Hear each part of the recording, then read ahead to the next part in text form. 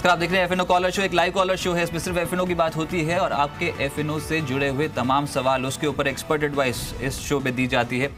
उद्देश्य ये है कि कुछ ऐसे स्टॉक्स पता लगें जहां पर बाजार में पैसा कमाने का चांस बहुत स्ट्रांग मिले, यानी कि रिस्क रिवॉर्ड रेशियो आपके फेवर में हो।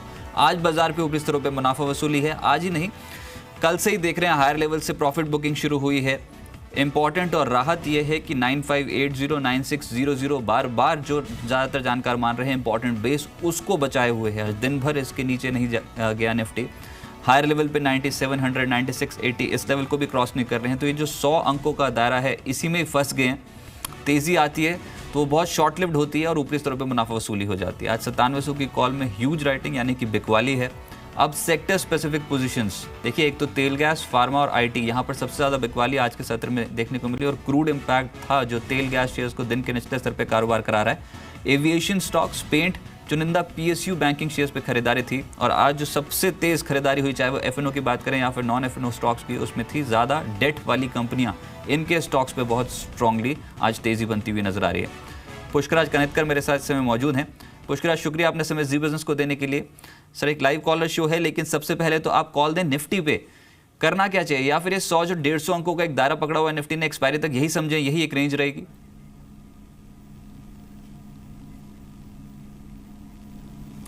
जी हाँ, ओवरऑल एक दायरे में ही फिलहाल बाजार घूमता हुआ दिखाई दे रहा है और जो ऑप्शंस के विक्स है यानी वोलेटिलिटी इंडाइसेस है, वो काफ़ी हद तक अपने कई सालों के लो पे चल रहे हैं। तो फिलहाल जब तक कि इसमें कोई सुधार नहीं होता, लग रहा है कि शायद बाजार एक दायरे में ही फंसा रहेगा। और साथ ही साथ अगर लेवल्स की बात करें तो 9600 और 9700 ये ज़्यादातर साइकोलॉजिकल लेवल है। इसके बजाय अगर हम टेक्निकली बात करें तो 9500 एक इम्पॉर्टेंट सपोर्ट लेवल आता हुआ दिखाई दे रहा है। और साथ ही साथ क्योंकि 9710 में काफ़ी एक रस्साकशी हमने यहाँ पे देखी है, तो इसके चलते हुए ये एक रेजिस्टेंस फिलहाल जब तक कि टूटता नहीं है, एक रेंज बाउंड मार्केट ही रहने की बिल्कुल उम्मीद है। चलिए, लेकिन इस रेंज बाउंड बाजार में भी पैसा कमाने के चांसेस ज़्यादा हैं, उन्हीं को तलाशने की कोशिश करते हैं। पहले दर्शक इसी बीच मेरे साथ जुड़ चुके हैं, उन्हीं से बात कर लेते हैं। आदित्य जी मुंबई से लाइन पे मौजूद हैं। आदित्य जी नमस्कार, बताइए एफएनओ से जुड़ा हुआ क्या ट्रेड है आपके पोर्टफोलियो में? हेलो सर, मेरे पास कोलगेट का 1 जून का एक लॉट है, 1082 पे बाय किया हुआ है। अच्छा, ये ट्रेड तो फेवर में आ गया। स्टॉप लॉस क्या रखूं इसमें? ये सर एक बार पहले भी इसमें ट्रेड किया था 1050 पे लेके मैंने कल या परसों 1100 पे बेचा है। अभी मैंने वापस पोजीशन बनाई है, तो इसमें कब तक बने रहूं? यही पोजीशंस बनाई कैसे? एक तो ये तरीका बताएं आपने जो खरीदारी का चुना, ये पिछले 2 ट्रेडिंग सेशन से प्रॉफिट बुकिंग में था और कल तो एग्जैजरेटेड फॉल मैं कहूँगा कि हुआ था। ठीक है, ये एक फॉल को आपने अपॉर्चुनिटी के तौर पर देखा, लेकिन ऐसे ही क्या गिरता हुआ स्टॉक पकड़ते हैं या फिर आपने समझा कि रिट्रेस हुआ है तो दोबारा से री एंटर कर ली जाए पोजीशंस? नहीं, इसको मैं ट्रैक करता हूँ डेली में, तो मुझे उसका लेवल पता रहता है कि कहाँ तक नीचे गया था और कहाँ पे आ रहा है, रिवर्स हो रहा है, तो वो हिसाब से मैं ट्रेड बनाया है। बहुत बेहतर ट्रेड मैं कहूँगा 1082 के लेवल पे जो बना रखा है। फिर भी मैं पूछ लेता हूँ एक बार, पुष्कराज आप बताएं, 1082 के लेवल पे इन्होंने खरीद लिया, ये 1090 तक तो पहुँच चुका है, लेकिन फिर से दोबारा अपने हाईज काटने की प्रोबेबिलिटी कितनी है इस सीरीज में?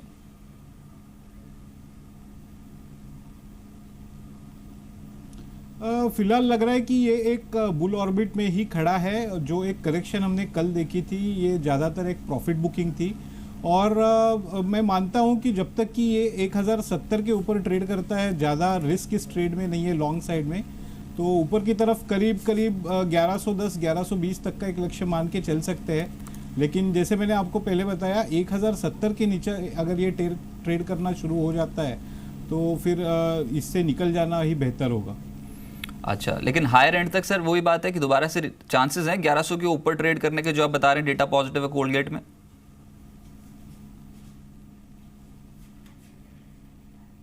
जी हाँ, बिल्कुल। अभी फिलहाल जो सेटअप है, ये मैं मानता हूँ कि कल का जो फॉल था ये ज़्यादातर एक प्रॉफिट बुकिंग के वजह से ही था और ओवरऑल आज के बाजार में भी अगर ये होल्ड कर रहा है तो ऊपर की तरफ 1110 1120 का एक लक्ष्य इसमें ज़रूर लेके चल सकते हैं।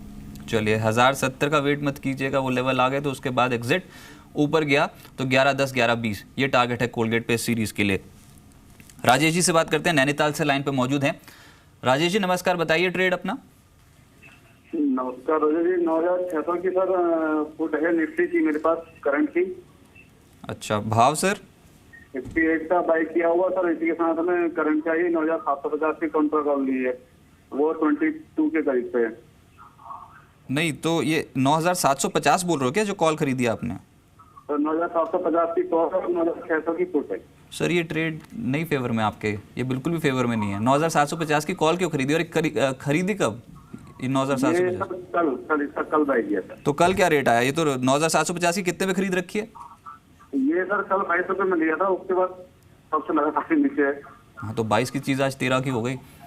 खरीदी क्यों थी? क्योंकि 9700 टूटा नहीं, आपने 9750 की खरीदी क्यों, ये बता दीजिए बस एक बार। ये सर कॉन्ट्रा ये लेके कि मार्केट क्योंकि लगातार ऊपर को जाती लगा कि शायद हो सकता है कुछ कि तोड़ दे 97। शायद कुछ रिकवरी आ जाए। अच्छा, और ये जो 9600 की पुट है ना, ये भी थोड़े भाव थोड़े ऊपर के हैं सर। चलिए मैं एक बार पूछ लेता हूँ। देखिए ये सौदा आपके फेवर में नहीं है तो मैं ही बता सकता हूँ, ये सौदा बिल्कुल फेवर में नहीं है।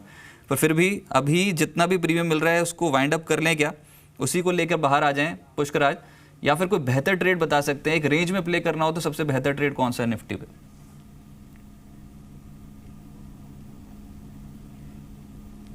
नहीं रजत, जैसे मैंने आपको बताया कि ये क्योंकि प्रीमियम्स काफ़ी घट रहे हैं, इसके वजह से ही अपने को जो इंडिया विक्स है यानी वोलाटिलिटी इंडेक्स, वो काफ़ी हद तक श्रिंक होता हुआ दिखाई दे रहा है। तो फिलहाल आउट ऑफ मनी कॉल या पुट दोनों खरीदने की सलाह हम नहीं देंगे, क्योंकि जैसे जैसे एक्सपायरी नज़दीक आती जाती है इनके प्रीमियम्स और घटते जाएंगे और उतनी उसकी प्रोबेबिलिटी कम होती जाती है कि ऊपर की तरफ या नीचे की तरफ कोई मूव आए। फिलहाल आउट ऑफ मनी कॉल या पुट लेने की मैं बिल्कुल सलाह ही नहीं दूंगा, स्पेशली निफ्टी में जो कि काफ़ी हद तक रेंज बाउंड मोड में ही चल रहा है। लेकिन फिर आपने क्या स्ट्रैटेजी कोई आइडेंटिफाई की है पुष्कराज? अगर 9700 9550 ये नहीं तोड़ता निफ्टी, दोनों ही एक जोड़ा बेच दें, ऐसा भी हो सकता है क्या?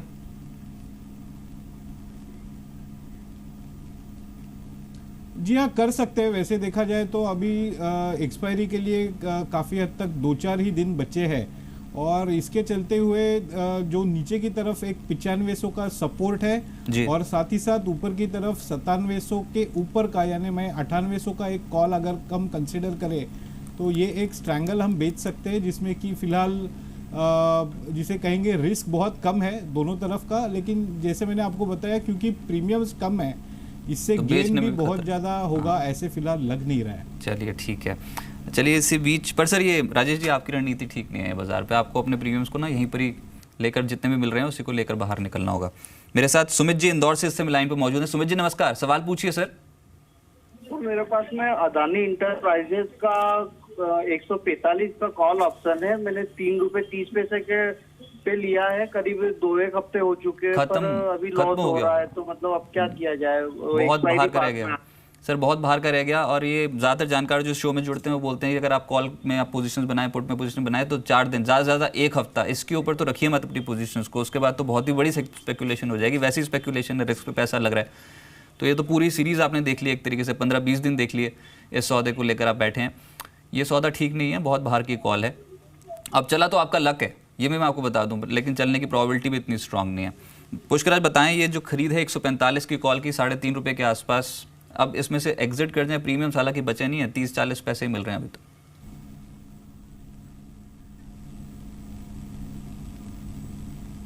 जी ओवरऑल ये स्ट्रैटेजी मैं मानता हूँ कि काफ़ी हद तक डेंजरस है, क्योंकि करंट लेवल से इनकी जो स्ट्राइक प्राइस है ये करीब 10 से 11% ऊपर की। चलिए आपके पास लौटूंगा, थोड़ी ऑडियो ग्लिच है, लेकिन अभी फिलहाल अदानी एंटरप्राइज का सर जो आपका सौदा है वो बहुत बाहर की कॉल हो गई है, उसमें से आपको निकलना पड़ेगा। इस शो में और बेहतर सौदे बताए जाएंगे, अभी थोड़ी देर में वो सौदा भी आपको बताएंगे, उस पर भी आप फोकस कर सकते हैं।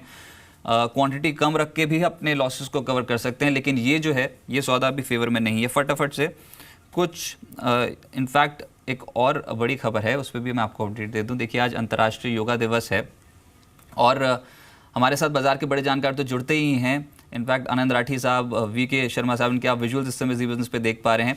ये मार्केट गुरु हैं, समझा जाता है कि इनसे बेहतरीन कॉल्स कोई नहीं देता, इनसे बेहतरीन पकड़ बाजार पर किसी की नहीं है, लेकिन आज आप इनको योगा करते हुए देख सकते हैं। तो योगा के फ़ायदे जो हैं वो बहुत हैं। ये भी एक तरीके से आप ये समझ लीजिए कि रिस्क बहुत ही कम और रिवॉर्ड बहुत ज़्यादा है, सेहत ठीक रहती है।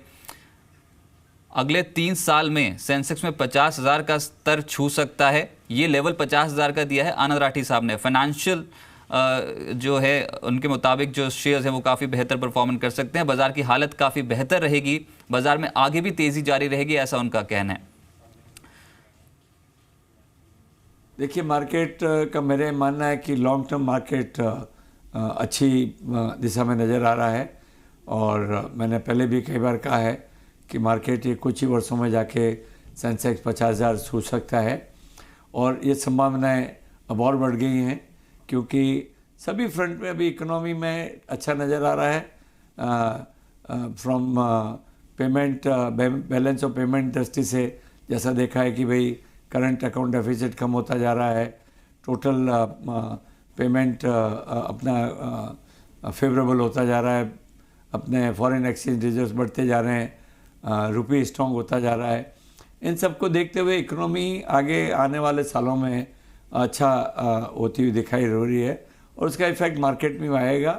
मेरा मानना है कि अगले 3 सालों को अगर समझा जाए तो 3 साल में जहाँ मार्केट है वहाँ से 40 से 60% के ऊपर हासिल हो सकता है। चलिए, तो 3 साल में 31,000 की चीज़ हो रही है 50,000, यानी कि बाजार पे तेज़ी बढ़ेगी, सेंसेक्स 3 साल में 50,000 तक पहुंच सकता है, ये आनंद राठी साहब का कहना है। पर फिलहाल बाजार पे दोबारा से रुख करते हैं और एक सेक्टर जो बहुत स्ट्रांगली ग्रिप में है, बार बार इस शो में वो रिकमेंड हुआ है, वो है एविएशन स्टॉक। पिछले 1 हफ्ते से हम लगातार कह रहे हैं कि इस सीरीज़ में जो सबसे ज़्यादा आउट परफॉर्मिंग स्टॉक्स हैं वो है एनबीएफसी और दूसरा कहना है एविएशन। और अभी भी आप टिक बाय टिक देखेंगे दिन के उच्चतम स्तर पे है जेट एयरवेज, 3.5% तक की तेज़ी हो चुकी है। Spice jet non derivative category का स्टॉक लेकिन ये 4.5% ऊपर है और इंडिको लाइफ हाई पे कामकाज कर रहा है। तो ये तमाम स्टॉक्स जो हैं ये इस समय स्ट्रांगली ग्रिप में हैं। चलिए, यूनाइटेड स्पिरिट्स का भी इनफैक्ट यहाँ पर चार्ट फायर हो गया तो उसमें भी दिन के उच्चतम स्तर पे काम हो रहा है। तो ये तमाम स्टॉक्स जो है वो दिन के उच्चतम स्तर पे ट्रेड कर रहे हैं, इन पे फोकस किया जा सकता है।